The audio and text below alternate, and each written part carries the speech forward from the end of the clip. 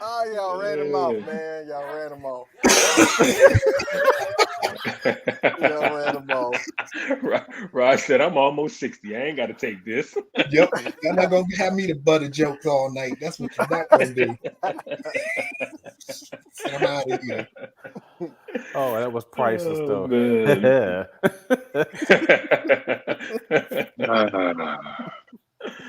Oh, man. Oh, man. Good stuff. Good stuff. All right. Mm. We all set. We good to go. I'm good right here. Cool. All right. Let's do it.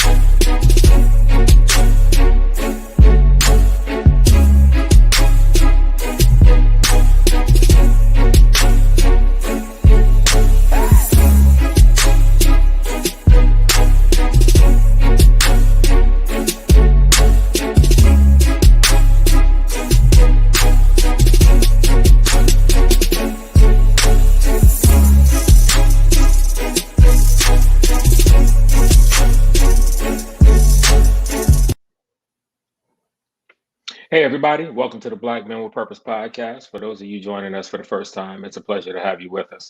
This is a safe space where we share our thoughts on a multitude of topics in hopes of helping Black males, young and not so young, overcome obstacles and challenges that can be hindrances to happiness, productivity, and success. We believe that through our experiences, successes, and failures, we can have some conversations that might help other Black males in their respective journeys through this thing we call life. And on today's episode, our topic is going to be why Black men with purpose. So, what we're going to do is each of us, from our own perspective, discuss the genesis of Black the decision to launch a podcast, as well as we're also going to discuss the progress we feel we've made in that time and opportunities that we may have in the future to grow our podcast, as well as the Black Men with Purpose movement in general. So we're going to have Brother Ray go ahead and kick us off. That is as what has become customary. So, Yeah. Well, I'll be real quick. The main thing for me, as we had discussed, was trying to make a difference. When I retired, I kind of felt like I had lost my way a little bit by, not mentoring as much as I did when I was still on active duty. And what hurt me is I had a young man, and you've heard me talk about Justin quite a few times on this broadcast, but he was going through a couple things, and out of the blue one day he called me and he was like, sir, when you left, I didn't have anybody else that would take care of me or look out for me the way you did. And what I said to him, my instant response is, I failed you. Because just because I retired didn't mean that the mentoring had to stop or that my phone number was going to change or anything else. I've had the same phone number for 23 years and I'm not going to change it. So I felt like I failed him. And I just wanted to continue making a difference in young folks' lives, especially young Black men's lives, if at all possible. And this seemed to be the perfect avenue to do that. When I remember Kevin and I were talking extensively, I would be out walking and talking with him in the mornings, and we had discussed this. And I'm like, wow, this sounds like something I would definitely be that I would definitely love to be a part of. So that's it, real quick, fast, real quick synopsis as to why for me. So I'm sure we'll get even further in depth into it as we go along. So I'll yield the floor.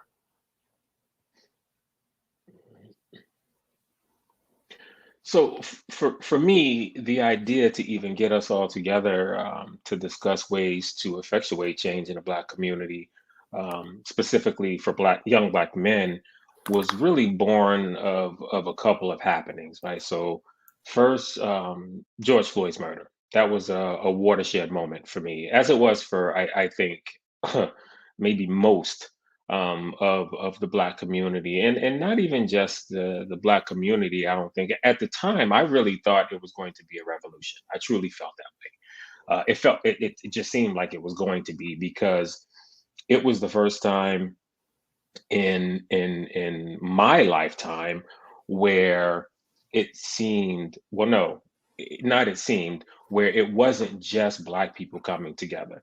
There were so many white allies who kind of came out of the woodworks and started asking questions and started trying to figure out what they can do, and saying, okay, enough is enough. And even around the world, you saw protests around the world and all of these things, and I was like, man, you know and not that you want anyone to have to be a martyr, but I was really thinking that George Floyd was kind of a martyr. I'm thinking, man, is this what had to happen to kind of create this revolution that's seemingly taking place? As we all know, things kind of started to slowly but surely go back to normal, unfortunately. But in any case, not to digress too much, that was again a watershed moment for me, and I felt like I needed to be more intentional about taking ideas from the abstract to creating material impact, really. And by that, by material impact, I mean by being more vocal, right? Having more conversations with people, um, donating more. It meant a whole lot of things, honestly. But in pruning, even pruning my life of, you know, of friendships and associations, because I certainly did do that. There are a lot of people who were in my life at that point in some way, shape, or form, not necessarily friends too, and even family for that matter, that I had to prune, but probably more associations than anything. Because for me at that point, I felt like, okay, it's not enough for anyone, obviously, especially in the white community, to just simply say, "Well, I'm not a racist." That wasn't enough anymore. Like I needed to know what you're doing to be an anti-racist, right? To just simply sit back and say, "Well, I'm not a racist," and that's it. No, no, no, no. This enough is enough. And so, what are you doing? Are you having conversations with people? If you hear a racist joke in your presence, do you say something? Like, what's going on? And I started having conversations with people. I was reaching out to white people in my life, like, yo, what are you doing? And for those who were complicit or ambivalent, okay, well, that's good. That works for you. It's cool. All good. No harm, no foul. But you can't be in my life anymore. And that's just the way that it was. Um, and so those are things that I felt needed to be done. And then secondly, the second thing was that prior to George Floyd's murder, it seems that most times when I spoke to each of you individually, conversations would inevitably kind of morph into a discussion about you know things involving the Black community, things involving Black men, and things that we need to be doing, um, and that we could do better. And so I was having, as Ray just said, he and I were having a discussion one morning, and well, I almost said coincidentally, but it was not. I really don't think it was a coincidence. I think it was divine intervention, if you will. But it just so happened that I had literally talked to all four of you within about a week's period of time, and that wasn't something that was typical at all. And I had had conversations about that sort of thing with each of you. And then so when I was talking to Ray that morning as we were walking, I just had this thought, like, you know what? Okay, enough is enough. If we are gonna, if I plan to take something from the abstract into creating material impact, then how can we do this? How can I do this? How can we do this on a larger scale? And so it just seemed logical to me to reach out to each of you, to see if you had any interest in a coalescent venture. And so that, for me, from my perspective, that's where the idea was born from, to get us all together. And I will let someone else go. before we get further into the topic?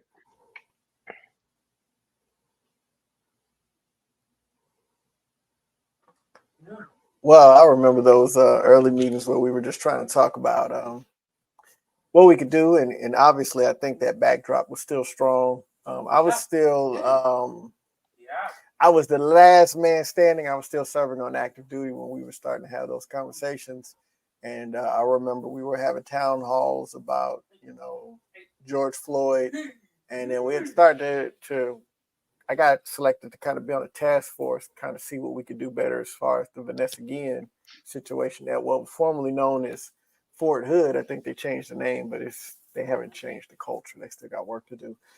And we were having those conversations, and I remember originally thinking, I was excited to get into that. Me and Kev were talking often because not only was I the little bro, but I was a client.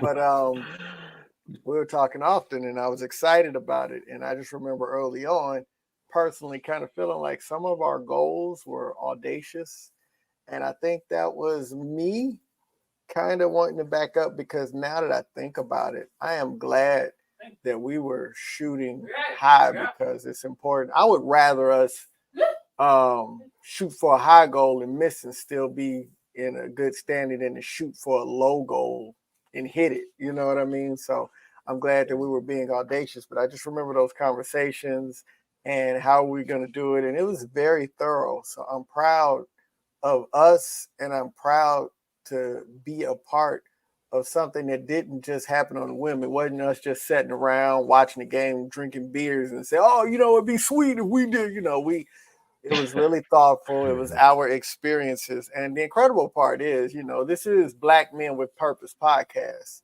and it's not a by Black men for Black men. Yes, we do want to benefit Black men, young Black men in particular, but I think when we put our heads together as a collective, our experiences, our leadership quotients all put together, I think that our expertise, our vision, and our experiences together is good for the community at whole, not just the Black community, but the entire community, because our ideas aren't about supremacy, they aren't about revenge, they're about solutions and making things better and having a positive change. And even when we go in at each other, you hear the desire for positive change happening in these conversations. And I'm really excited about harnessing that energy and really sharpening that focus and the opportunities that we'll have to explore new directions to continue to be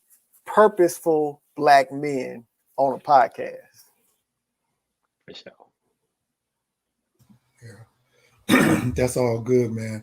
For me, I look at how we all came together. Like all of us came through an organization, and at times, with probably the exception of John, we all came through that organization where we didn't see people at the top that looked like us. And so for us to survive that environment and be successful coming through that environment, because everybody retired, we got 3 chiefs in this group. So everybody came through and was successful in that environment.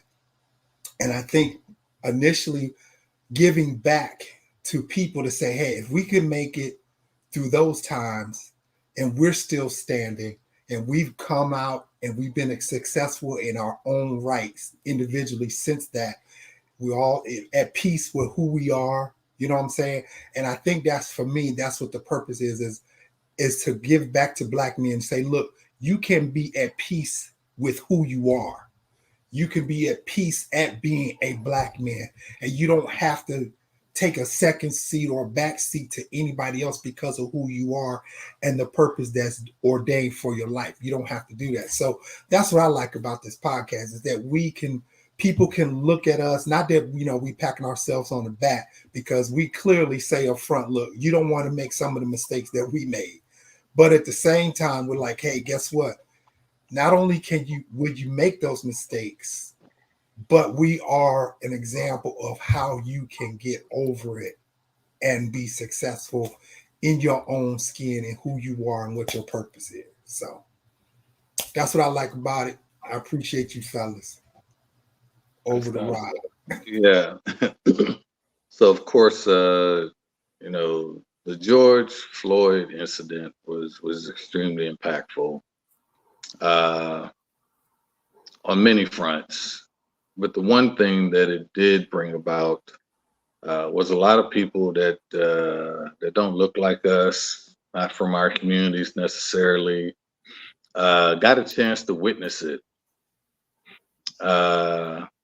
through video, national TV, right? And it impacted them.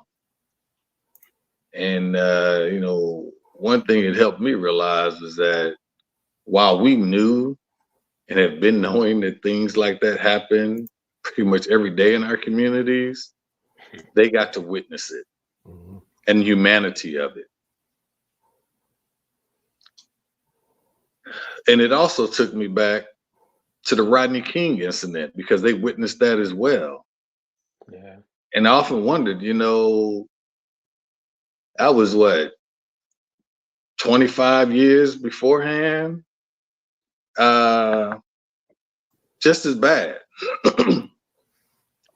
But it showed me that things were changing in this country throughout communities made up of all different types of people. And then I know whenever I would have conversations with Kev, you know, normally some current event would come up, and it really got me to thinking about, you know, what I could do, what we could do more and differently to positively contribute to real solutions. So I think kicking around ideas on how we could help, because you know, I think we've always had a heart and mind to want to give back and contribute, sharing things that we've learned along the way, because I think, you know, probably we would all agree that, you know, we didn't always have an outlet to go get information from, you know, that would contribute to being a better decision maker, right? Probably could have saved ourselves a lot of heartache and pain and struggle along the way, you know. But coming out on the other side of it, you know, we're better for it. But it's nothing like being able to give back and share, you know, your knowledge and experience and wisdom that you've picked up. And I would tell you, the idea of a podcast was like, wow. I mean, I've seen clips of them and I've even listened to some.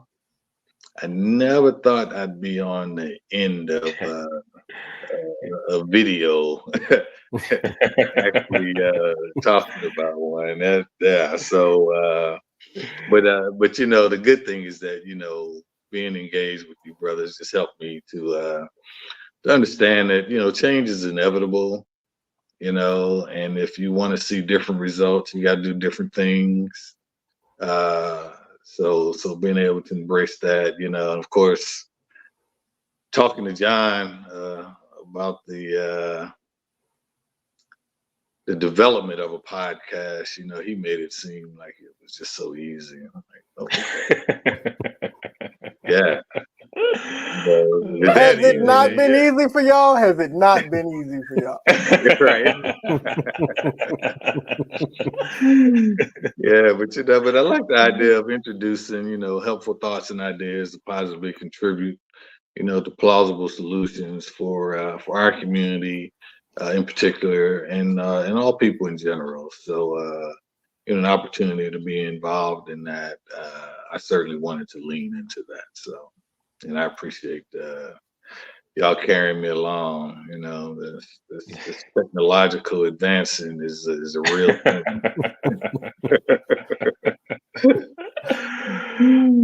Yeah, man. I think back to those first meetings that we had, and I just remember each meeting was productive, obviously, and you know, we didn't want to be impetuous and just kind of simply put something out. And I think I mentioned this to you all before, but it was like with every meeting we had, because we were meeting like once a month. And even though it felt productive, I still left most of those meetings feeling like just a tad bit frustrated, not with you all at all, but because even though I didn't and we didn't want to be impetuous and just jump into something, just any old thing, just to be doing something, in a way, I was impatient too, because I was still like, okay, man, even though there's progress, we still haven't really come to any decisions on anything.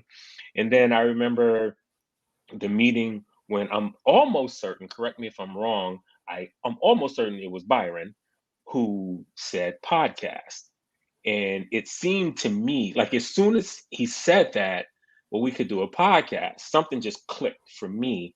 And it seemed like that resonated with everybody when it was stated. And we just all were like, yo, that might be the best vehicle to get us going on this thing. And and then from there it was just kind of like, okay, well, we have to, I think and I don't know that we didn't state it just like this, but I know that the idea was to be both parochial and broad, right? Like, and I know that sounds like a contradiction, but we needed it to be parochial enough to where we could be focused, but broad enough to where we had um, kind of room to grow, right? We could expand our scope, and so it was just I thought from that point, and after we kind of go around again, I'm sure we'll kind of jump into future opportunities. But I think the podcast was definitely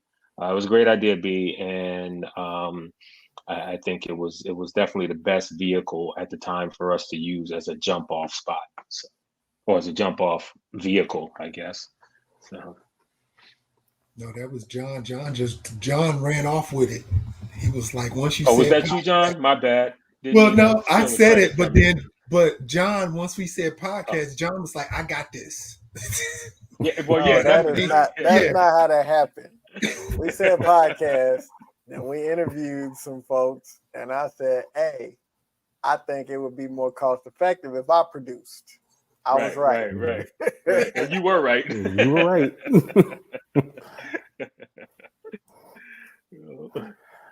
Well, let me hop back in here real quick, unless you have something else, Byron.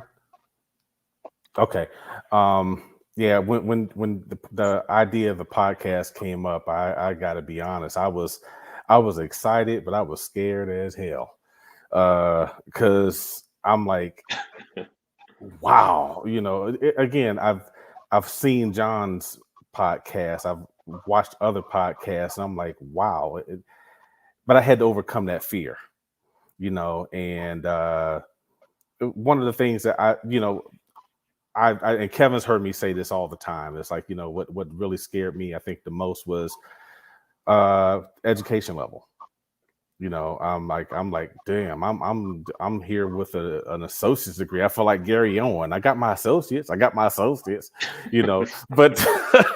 but that was a fear I had to overcome, because I'm like, man, I got folks here with master's degrees and at a bare minimum of a bachelor's. I've got 2 doctorates here, and then here it is. I'm coming in here with a doggone associate's degree. Who's going to want to hear what the heck I got to say? And then I know Kevin was one of those that encouraged me. All of you encouraged me, but Kevin really encouraged me by saying, dude, you're one of the most intelligent people I know. And that hit me like a ton of bricks, to be honest. And I'm like, okay, I can do this. It's not like I'm doing it by myself. I've got people that I love and trust that are not going to let me flail around or what have you. So I'm like, okay, I'm going to overcome this fear. And then I also wanted to lead and live by a positive example. I'm always telling my daughters, hey, you can do anything you put your mind to. 31 and 20, soon to be 28. You can do anything you put your mind to. And I just wanted to make sure I was putting forth a positive example for them by saying, okay, I'm going to live this. But then I also thought about a couple other things. I remember talking to, and I know I mentioned this in the previous podcast. Kevin and I had talked to an individual, and he had said something about being part of the silent majority. And the one thing that scared me was like, if I don't get involved in this, am I going to be part of the silent majority? And that's just something I refused to do. I didn't want to sit in the background. I wanted to be out in the forefront with you brothers and be like, you know what, I can do something to make a difference. And just like Byron talked about making, making our mistakes and, hopefully being able to give some insight to someone so they don't make the same mistakes. That's why I'm so transparent, with my life experiences, because someone is going to be, or somebody may be going through something similar to what I went through. And at least they're able to see, hey, here's somebody that went through what I went through and he has made it. He's come through with flying colors. So those are some of the other reasons why I really wanted to get involved with this. And I appreciate you brothers more than you know. And I'm so happy to be a part of this. And I yield the floor.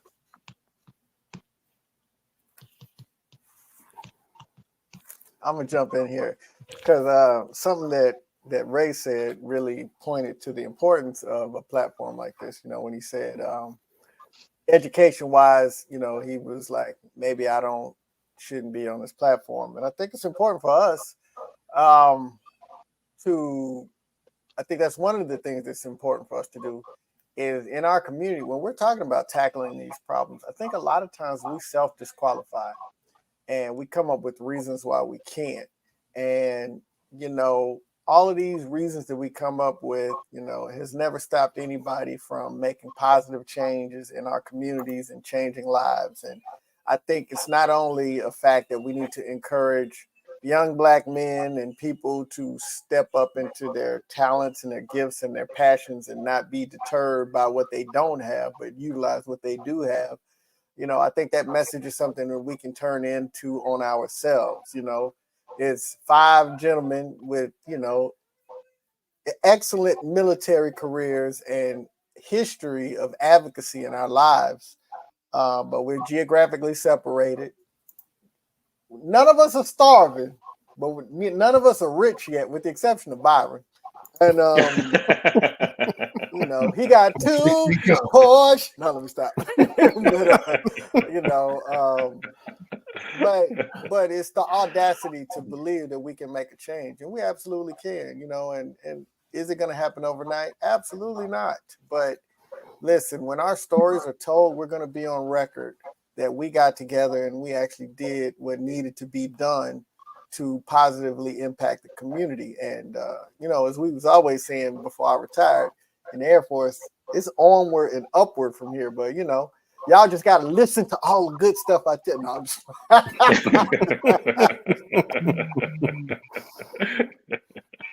Yeah. Well, I think it's a lot to be gleaned from other people's story, right? Amen. And everyone has one, so I think that means to me that everyone has an opportunity to be a positive contributor to society if they're willing to share their story, right? So, as Ray was talking about the degrees and the books, and I thought about that, and then my initial thought was the library is full of books with a lot of information in it, right? And it's free to us, and if you don't want to go to the library, the internet is at our fingertips, and the internet is undefeated regarding the dissemination of information, So I think that the opportunities are there. It's just a matter of figuring out, how you want to contribute or what you believe part of your purpose is, and then your willingness to be vulnerable, right? And be willing to open up and expose yourself, even in the sharing of your story, because you never know if it helps one other person, then it was worthwhile, Absolutely. So, and I will tell you that's a huge struggle of mine. I mean, I grew up, a confirmed introvert that always look for that quiet place to steal away to, and I was perfectly fine there. So so the pandemic was my friend in a lot of ways. Yeah. But I also realized that there's a lot, man, and the more and more reading I do, it's like God's revealing to me that there's a lot of things that have that are done in our society purposely to keep us in a certain place. And it's not until we decide to open and expose ourselves to the knowledge and information that can help us, grow our thinking, and process things a little differently and think about things differently, I should say, that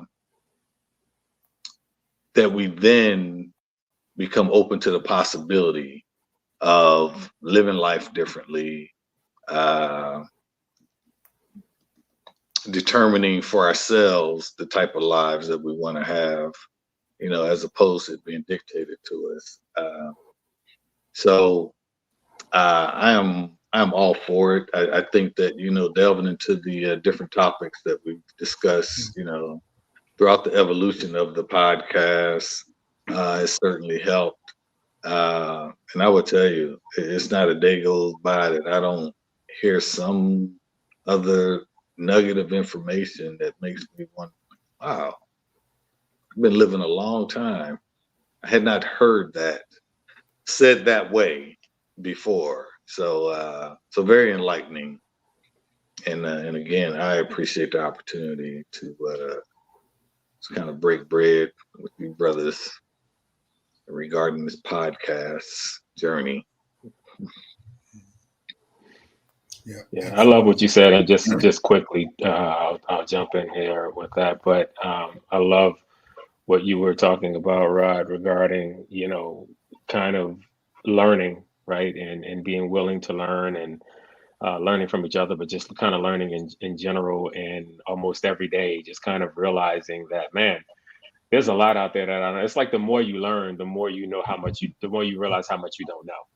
Right. And that is it's so important to be open to that and not feeling like, you can't learn anything new, you can't learn anything different. Because obviously as long as you're alive, you should be learning something. So and kind of recreating yourself too. I mean, that's such another one. I don't mention him much, but someone that I love, Frantz Fanon, who he wrote many books, but probably his most famous book was called The Wretched of the Earth. And in it, he had a quote that says, in a world through which I travel, I am endlessly recreating myself or endlessly creating myself. And I think that is just so important to do and be. That was one of the reasons why I loved, Malcolm X so much. That was like such a thing for him. I mean, he was just this ever evolving person and evolved constantly in the public eye and was not ashamed to evolve and grow and say, you know what, this idea that I had wasn't right. So now I'm going this path, and I don't want to digress too much, but just as you were talking through that, it just made me think about all those things. So. Yeah. Well, evolution's a big deal though, right? And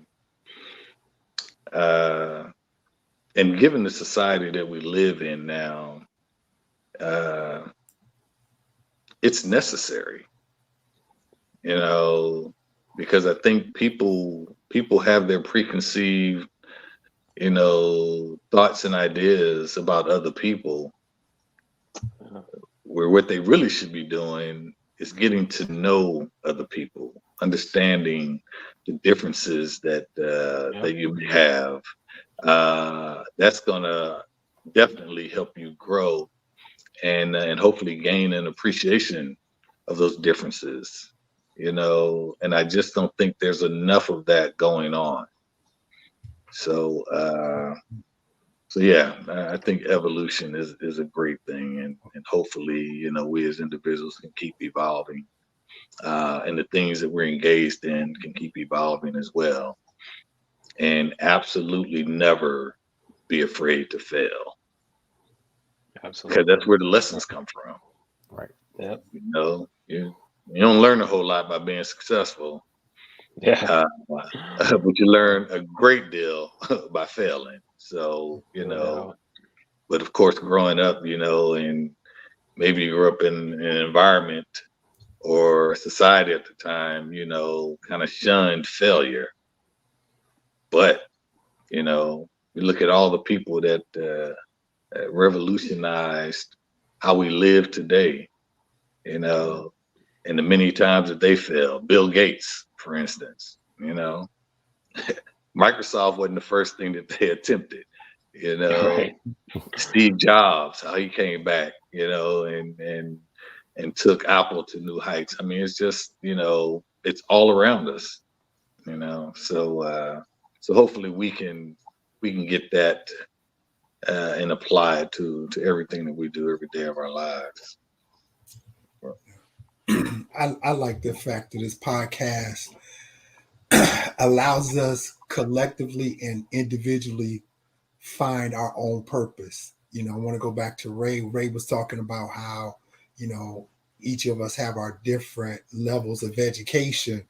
I just remember each step of the way, because when I retired from the Air Force, I just had an associate's degree, completed associates. I thought I was good.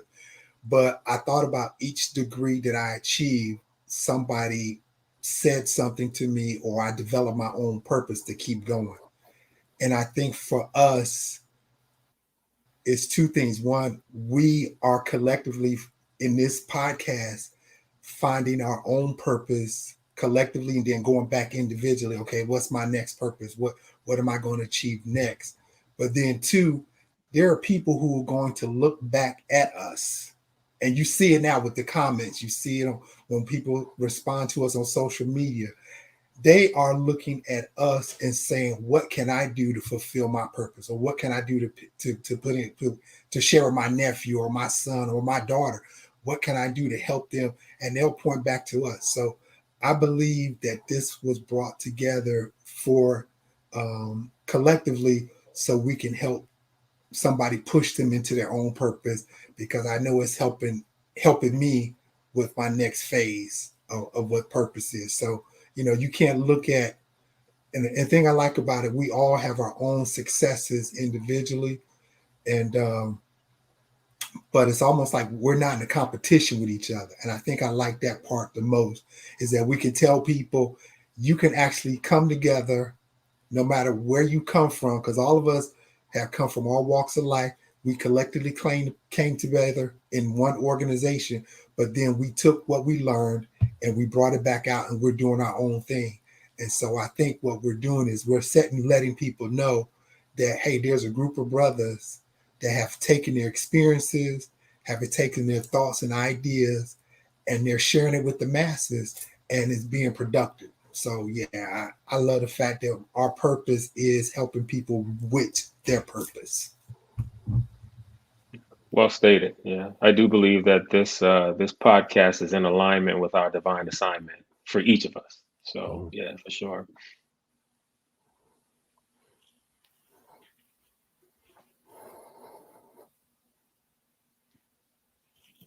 Oh no, not the dreaded Ooh. silence. But what, to you got everybody's point here. Especially when you just said to Byron, this, it helps us find our own purpose. I know this is part of my purpose. We just went through the 22nd anniversary of 9/11. And, there have been days where, and you all know, a lot of people do know. I still wonder some days, I will still have those thoughts as to why am I here? Because I was literally 20 minutes from death. I was literally 20 minutes from death. If Lou and I hadn't went up to the 11th floor of public affairs, I wouldn't be sitting here. That bothered me. It still bothers me to this day, and I was having this conversation with my daughter a few days ago, and I'm like, just some of the things that she's going through. the missing out on 15 years of her life, not because it was anything that I wanted. It was just it happened because of somebody else's pain, and that's just the best way I'm going to put it. But there were lies that were told, and it took 15 years to overcome them, but we've overcome them. And now I know, this platform here is allowing me to help somebody, like you said earlier, I believe it was Rod. If we help one person, then this is a success. And I know that was our goal when we first started this podcast. If we can just help one person, this is success. So, and then being able to have candid conversations with my daughter or with my wife, with my mom, whomever, about, life experiences and, things they may be going through, and being able to, come on here and being transparent and saying, this is what I experienced. So if you're going through something similar, like having your child taken from you, don't give up. Don't stop praying. Keep fighting, because it worked for me. And now me and my daughter's relationship is more solid than ever. This the same person who couldn't stand me 2 years ago calls me every single day.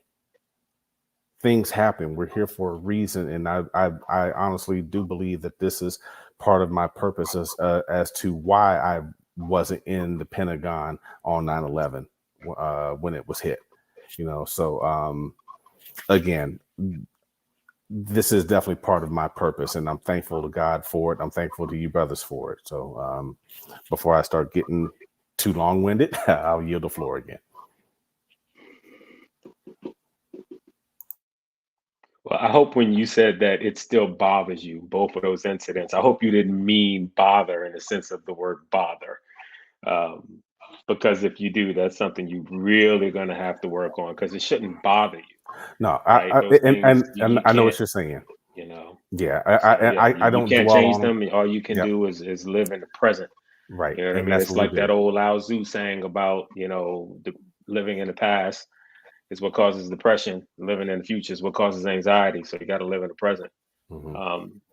But but yeah, no, I definitely hear what you're saying, and I think it's important for each of us to be doing this. And I know that again, as I stated a few minutes ago, it's in alignment with our divine assignment. And again, I don't think it was an accident that that I talked to each of you within a week of each other, which is what kind of was the impetus for me to have the thought to bring us all together. That was not an accident. There's no way that was an accident. Um, so, but as far as our future opportunities, I think they are great. I think we have some future opportunities regarding this podcast, and also even outside of the podcast, right? I mean, we had some conversations in those meetings prior to even deciding to do the podcast. There were some things that we discussed that could potentially materialize, don't know. But even if those things don't, there are other opportunities and other things that I think are out there for us, individually as well as collectively. Some partnerships, and I'm very excited to see what the future holds in all directions. Again, regarding both the podcast as well as any other opportunities that we may that we may seize going forward. I know I was talking with John the other day. I haven't mentioned it to the rest of you yet, but some of the ideas I had, some thoughts that I have for some podcast topics when we come back next year, because obviously we only have a few episodes left before we break for the holiday, and then we'll come back, in January. And I have some ideas for some really good topics, I think. And I know we've talked about having some guests on, and I think some of those topics will, are really aligned with having guests on to join us to talk about them. So a lot of opportunities out there, and I'm excited to see what happens with this.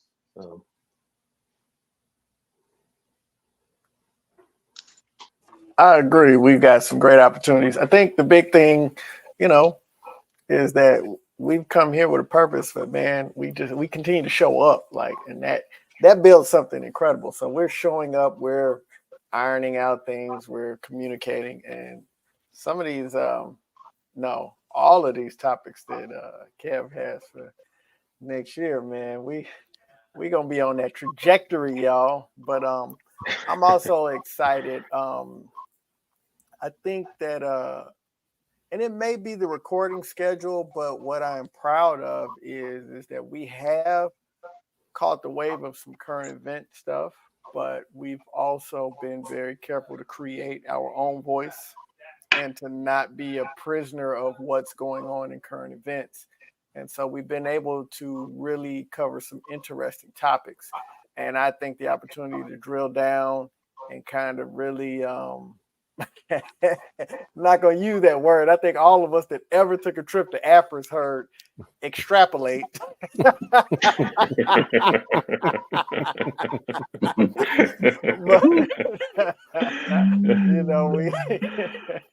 we get to kind of really dig down deep, and then we've been kicking around the idea of us live and getting together. And I know that an opportunity for us to all be in the same place at the same time, there'll be a lot of fun, but I think it's also going to be a very productive time together. And I don't think that we would take the opportunity to be together and not do something impactful while we're together. And I think we would, as a matter of fact, build that into the plan. So there's so many different things that is exciting about the Black Men with Purpose podcast and where we can go individually and collectively. And I think this vehicle just gives us the direction and the guidance to ensure that we're mindful of these things. We're not just sitting at home complaining about them, but we get together. The conversations that we have in the chat about what's going on as we formulate ideas for episodes, and as we move forward, some of those ideas that Kev has, that's going to push us, whether we want to be pushed or not. It's going to push us to another level, and we need that because the potential here is astounding. And so we got to stay on it. So it's boundless and almost limitless, the potential. For sure. Yeah, I had a sister approach me, but that has been watching our podcast. She's like, you guys need to do a retreat. I think I mentioned to Kevin before that possibly doing a retreat, but she's like, and so she had planned it all out, man. She was like, yeah, y'all can go on a retreat. Y'all can have, golf course. Y'all can bring in different people from different walks of life, and y'all can have youth come. It's like, ho, slow down. But she was trying to run with it. But yeah, man. But on the serious note, I mean, we've had people, I know I had people from California, from Ohio, from Texas, New York, that have responded and was like, hey, this is good stuff. I shared this with my nephews, or, I've shared this with my older brother. And so, yeah, we're making an impact. And the thing I love about, we didn't actually start this to make an impact on purpose, if that makes sense. We basically was getting together like, okay, let's come up with some ideas that we can share with other people, and now we see how it's actually impacting different people. And so I like what the direction that we're going in. I mean, I've listened to some other podcasts before with brothers, and some of them just complaining about stupid stuff in life, and I'm like, we got to, I see us actually putting together a product where people can actually share with their community. I can see one day where we're actually going to be part of, a youth group where, they're and, they have different communities where they have different youth organizations. I can actually see people playing our podcast and playing it back as a session for people to have a conversation around our podcast. So I actually can see that happening. So yeah, for sure. That's a great point you bring up, and so for me, I think that excuse me, with that thought in mind, because I think that's great.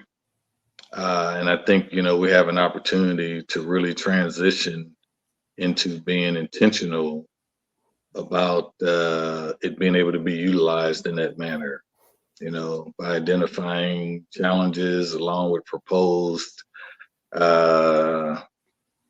actionable items that lead to a resolution or contributes to, conversations that would then lead to a resolution or just more insight into some topics.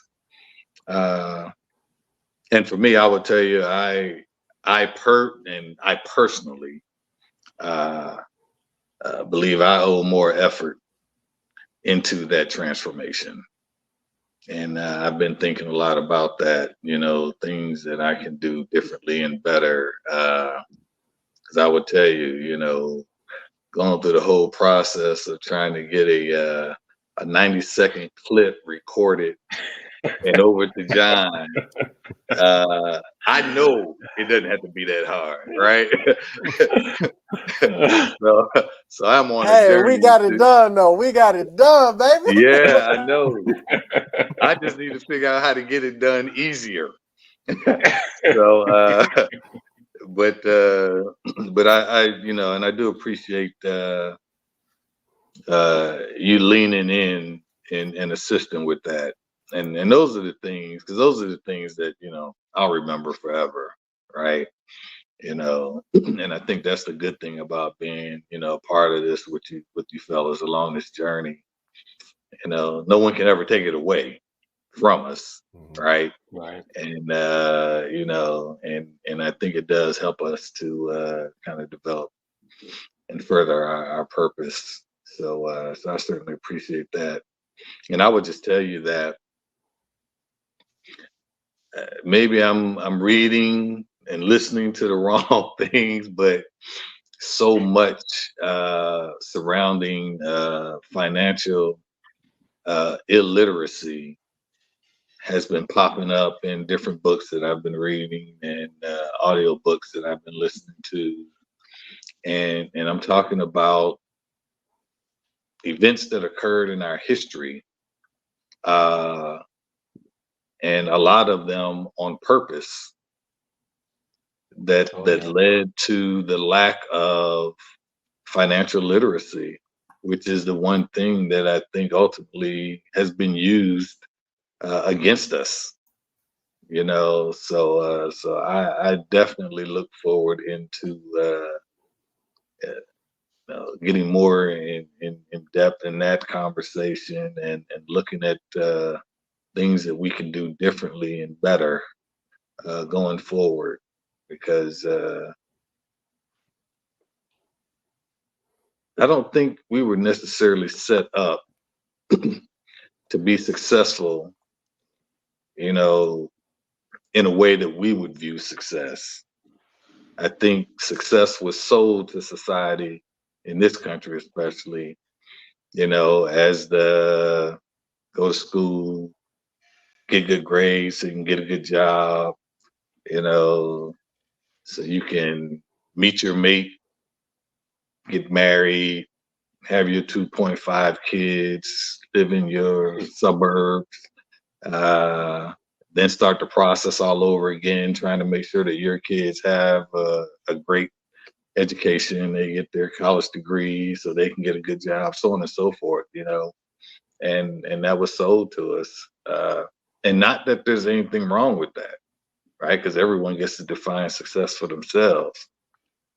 Right. But there's a lot more information out there that lets you know that is just a cycle. Yeah. That they want us to continue to chase. And I just think that with the knowledge and information, we determine what's best for us. And also let's determine, the type of life that we choose to live here, So it's a lot, but I know that's just one of the things. And then also, how our choices contribute to us being able to advance the things that we care about most. So we've talked about the state of the elderly in this country and the lack of resources to support them. That's a big thing. I mean, we look at the current events, the crisis on the border. It's got to be more to that. You can't look at a problem that large that the entire country can see and see the lack of intentionality in trying to resolve it without there being more to it. But I think they really depend on people being engrossed with their day-to-day lives.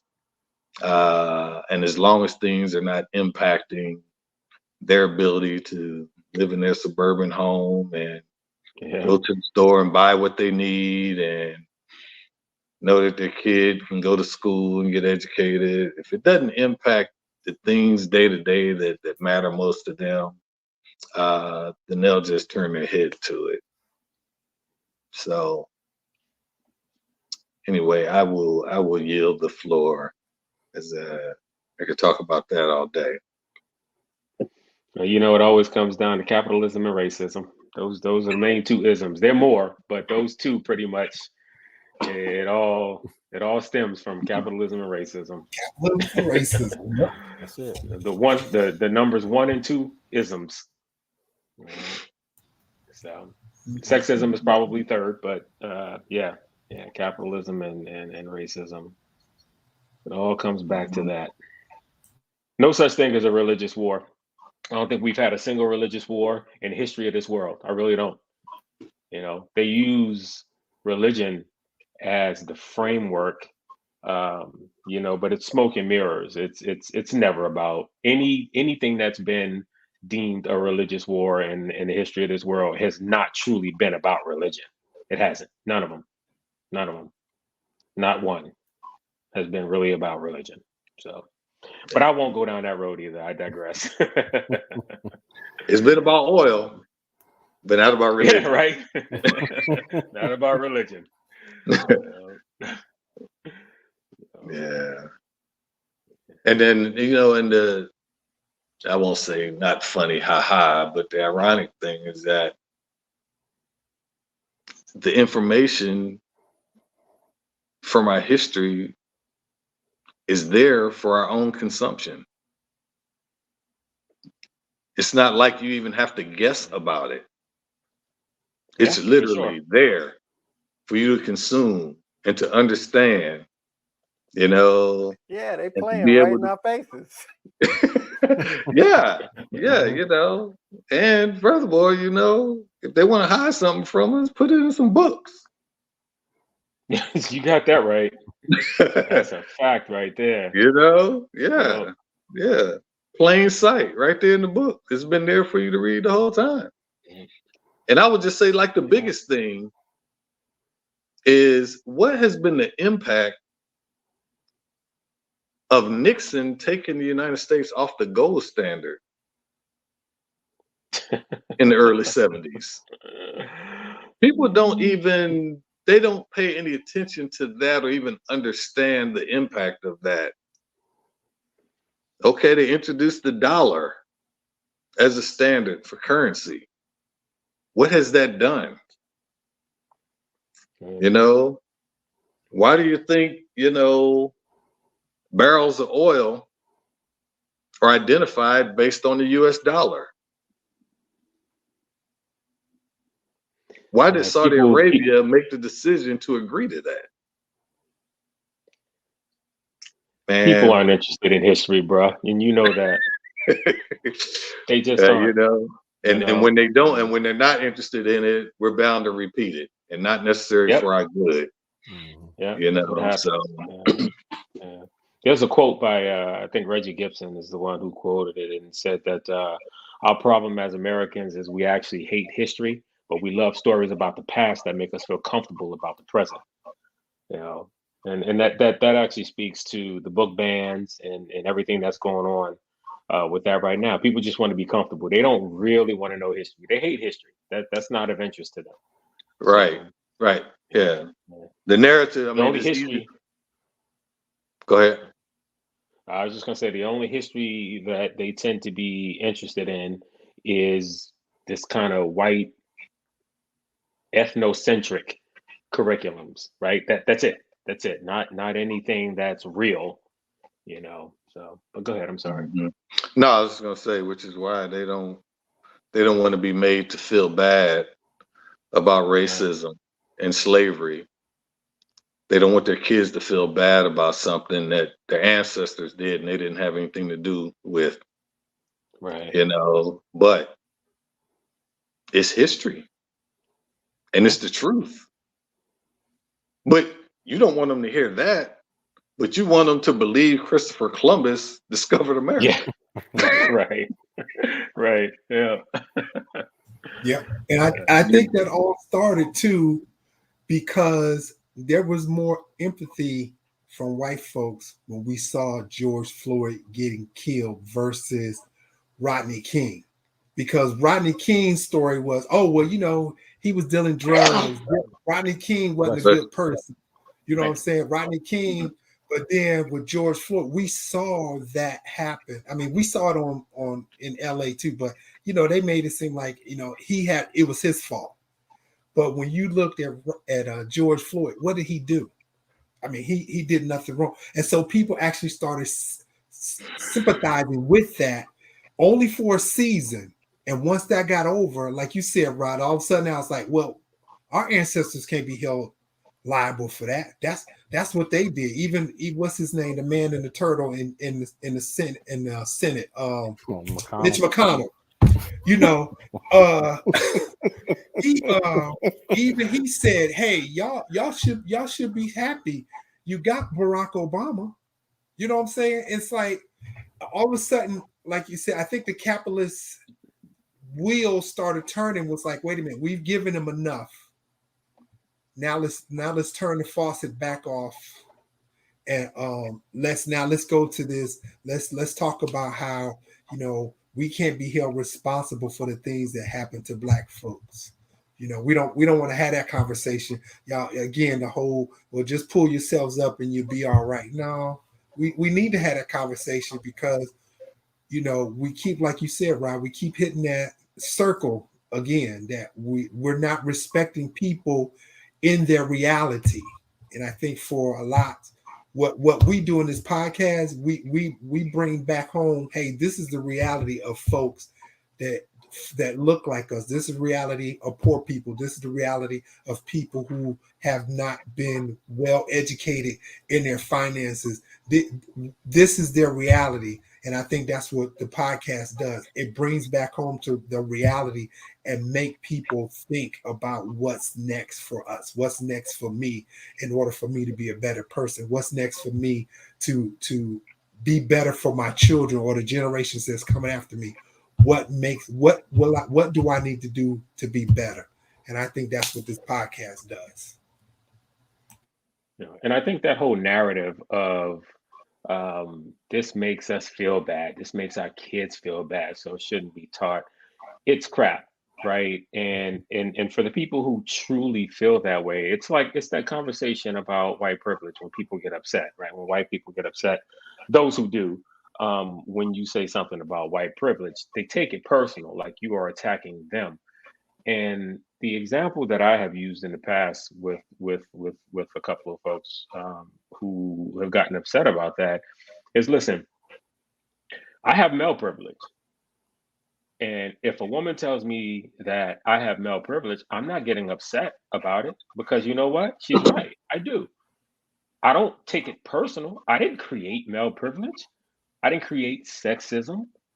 Mhm. So why am I going to get upset about that? But I also recognize that it's something that exists. And because it does exist, what can I do? How can I be an ally? Right? I have able-bodied privilege. There's really not a person on this earth who doesn't have some sort of privilege, right? And I recognize that. I have able-bodied privilege. I have cisgender privilege. I have all these different privileges. And white privileges is just a privilege that people have. It's not an attack on you personally.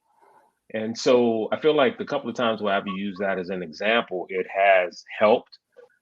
It shouldn't even have to soften the blow, but it's such a crap argument to me, where you feel, and really when you think about it, it's really kind of, it's self-centered, right?